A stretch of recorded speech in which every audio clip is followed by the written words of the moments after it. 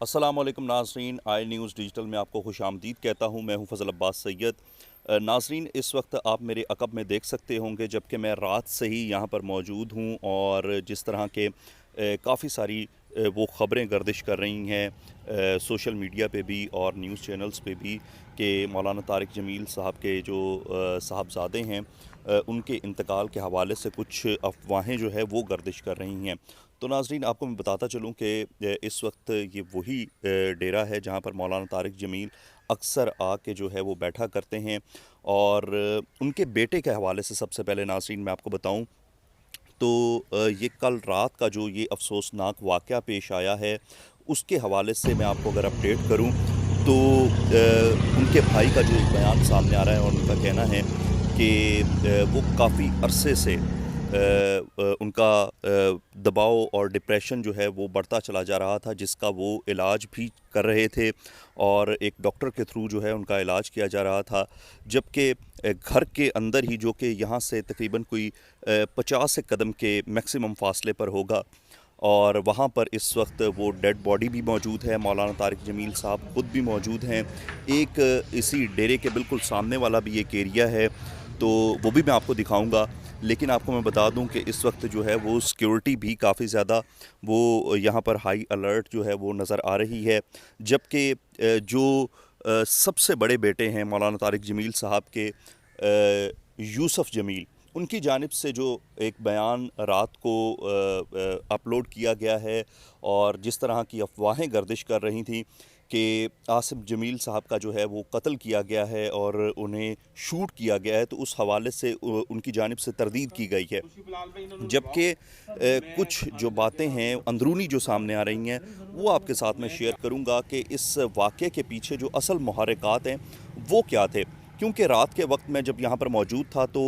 RPO, DPO ख़ुद भी यहाँ पर मौजूद थे, जबकि आईजी की जानिब से जो है उन्हें इसका फुल प्रूफ जो है वो नोटिस लेने के लिए कहा गया था और वो रात वक्त वो यहाँ पे मौजूद थे। तो जब वो यहाँ पर मौजूद थे तो जिस जगह पे एक्चुअली आसिम जमील साहब मौजूद थे वो घर के अंदर का ही एरिया है और घर के अंदर ही उन्होंने एक छोटा सा जिम बनाया हुआ था और वहाँ पे वो अक्सर जाके वो जो है वो वर्जिश वगैरह वो किया करते थे। लेकिन बाय चांस जो है उस दिन वो अकेले थे। मौलाना तारिक जमील साहब जो कि यहाँ से फैसलाबाद गए हुए थे किसी काम के सिलसिले में और वो यहाँ पर मौजूद नहीं थे। और ये जो बेसिकली जो इलाका है ये तुलंबा का बिल्कुल नवाही इलाका है और इस वक्त उसी गांव में ही मैं यहाँ पर मौजूद हूँ। और नाज़रीन, आपको ये भी बता दूँ कि जब ये वाक़या पेश आया है तो उस वक्त आसिम जमील साहब वो बिल्कुल अकेले घर पर मौजूद थे और इमरान नामी एक गार्ड से उन्होंने पिस्टल जो है वो तलब किया है और वो गार्ड आया है और उसने आके उन्हें वो पिस्टल दिया है। वो 30 बोर का पिस्टल है, उससे उन्होंने अपनी छाती के ऊपर उन्होंने रख के और ख़ुद को उन्होंने शूट करने की 2 बार कोशिश की है। जब गार्ड्स की जानिब से और लवाहिकीन की जानिब से ये कहना है कि वो जो है पिस्टल उन्हें इमरान नामी एक गार्ड ने जाकर अंदर फराहम किया है और उसे चेक करते हुए जो है बाय चांस गोली चली है और वो उससे शदीद जो है वो ज़ख्मी हुए हैं और उन्हें फ़ौरन THQ अस्पताल मुंतकिल किया गया, जो कि तुलंबा के ही नज़दीक था, जहाँ पर वो जान पर ना हो सके और वो खालिक हकीकी से जा मिले। ये तो एक पहलू है, लेकिन दूसरा पहलू जो हमारे सामने आ रहा है वो ये है कि ख़बरें कुछ इस तरह से गर्दिश जो कर रही हैं और हमारे जो सुनने में आया है, क्योंकि मैं ख़ुद भी रात से यहाँ पर मौजूद हूँ, तो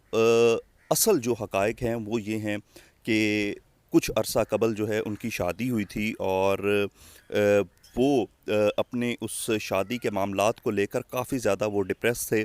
और उसी परेशानी के आलम में थे। जबकि घर में जिस तरह से चपकलिश चल जाती है और बीवी की जानिब से कुछ जो है उन चीज़ों के ऊपर आपस में जो है वो एक दूसरे के साथ तल्ख़ कलामी भी हुई और जिस पर जो है बात डाइवोर्स तक चली गई। लेकिन अब ये मज़ीद कुछ चीज़ें जो है वो सामने आएंगी और पता चलेगा कि उसमें आसिम जमील साहब ने ख़ुद डाइवोर्स दी है या बीवी की जानिब से खुला जो है वो ली गई है। लेकिन